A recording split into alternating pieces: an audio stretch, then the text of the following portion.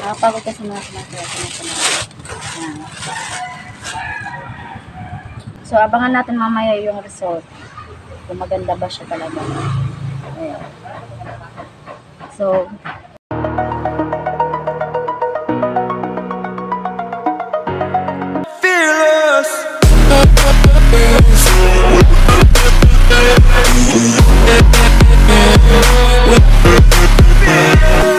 una mga kamahal is ito.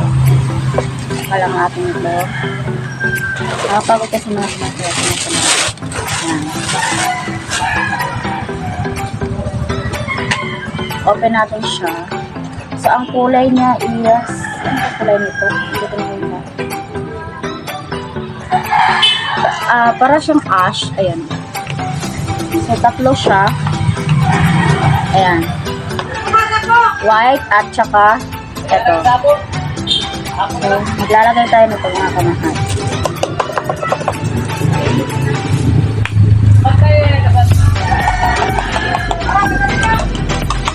So, hindi na po mga tinatapon na po nga yung kuhaan. So, maglalagay ako. Tapos ito.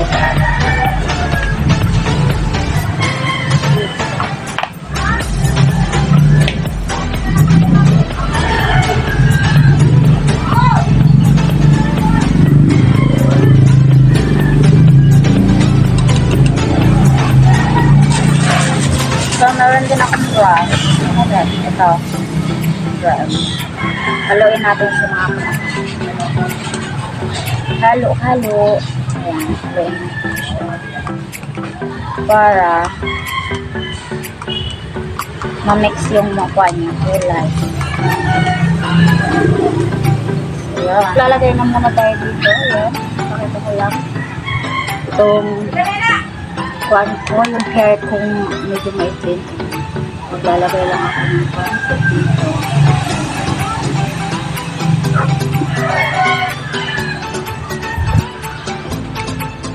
So, DIY lang ito mga kamahal. Mas maganda din. Mas maganda pa rin mga kamahal sa parlor. Ganon. Kasi ako mga kamahal ito lang budget ko. Charis. So, may supply din ako dito.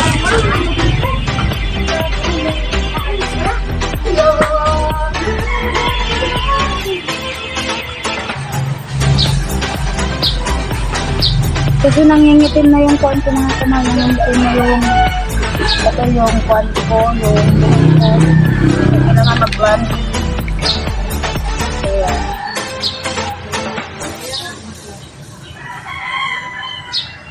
Wala pa talaga ako ligo mga kamahal, kaya kailangan ko mag-branding. DIY lang ito mga kamahal.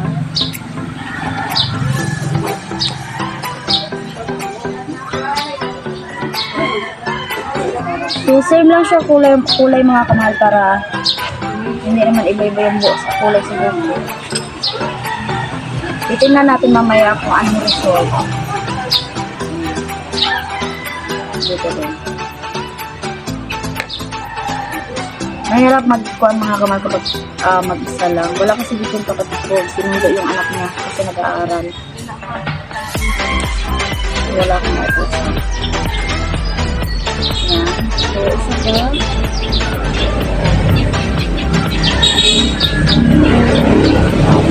Dito ako malapit sa may daan mga smart shade. Maganda yung point. Yung light ng araw. Hindi umulan. Kita mo ako. Sa dito. Ang nilalagyan ko lang mga kamahal. Gusto ko yung lahat na lang para maganda. Hindi naman nasusunog yung buhok ko kasi mga kamahal, yung buhok ko, inaalagaan ko naman. Kaya nalagaan ko siya ng cream cell.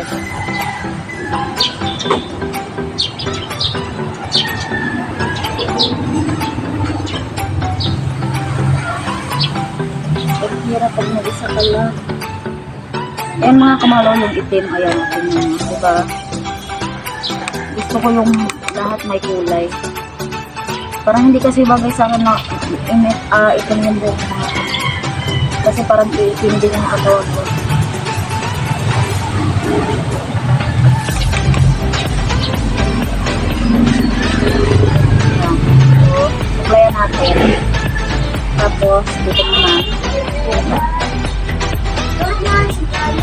Ayan.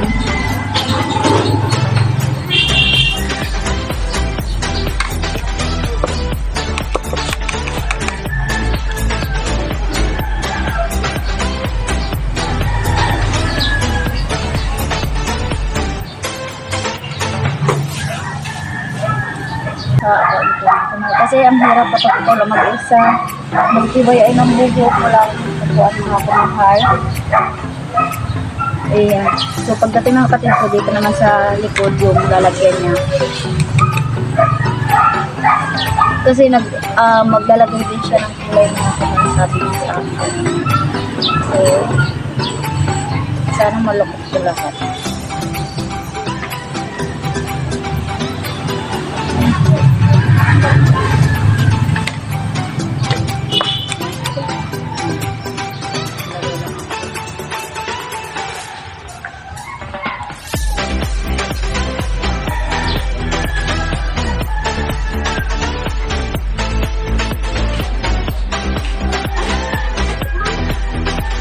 Mahal kasi magpa-parlor mga kamahal, nasa 500, tapos ito lang, tag 20 lang to, binili ko, DIY. So, okay lang to. Madali din to siya ma-feed mga kamahal, madali lang siya bumusa po. Ayan.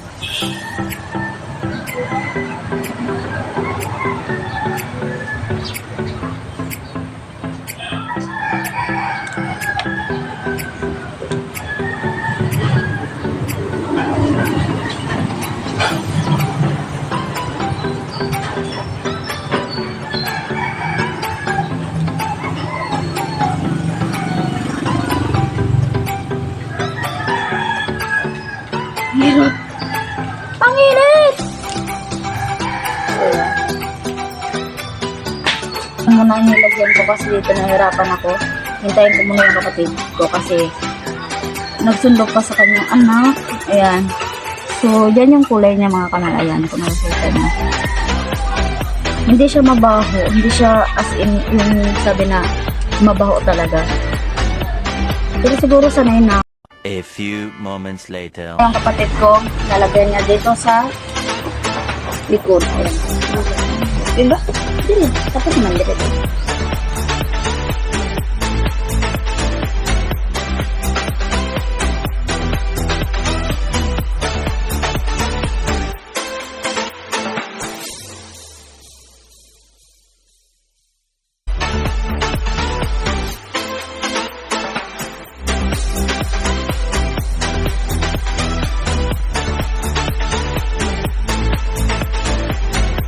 Kamahal, ayan, kakatapos lang. So, sana magkulay talaga lahat mga kamahal kasi yung kapatid ko dito lang talaga nilagyan. So, iwan ko maganda bang pagkalagay nito. Pero, tingnan nyo naman mga kamahal, kulay-kulay na siya. So, abangan natin mamaya mga kamahal. Ayan, ningal ako. Okay.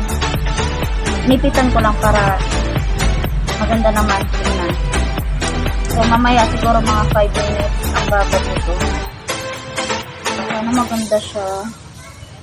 Para naman hindi tsaka yung buhok ng mga kuya. So, mamaya na lang mga kamahal. Abangan nyo. A few moments later. Mga kamahal, ito na siya. Ang ganda ng kulay niya, di ba mga kamahal? Ayan, ito na yung result. So, sobrang ganda kahit nag-DIY lang. So, ang bili ko noon is 20 per pack lang mga kamahal. So, ito na siya.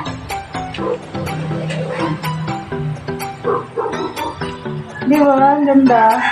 So, yun lang mga kamahal. End ko na ang video. Salamat sa panonood. Please like, share, and follow my page, Annie Rose mga kamahal, para updated kayo sa aking bagong video. So, mga kamahal, end ko na ang video. Bye-bye. Ang ganda ng result mga kamahal. Di ba? So, katapos ko lang maligo. Ayan. So, bye-bye mga kamahal.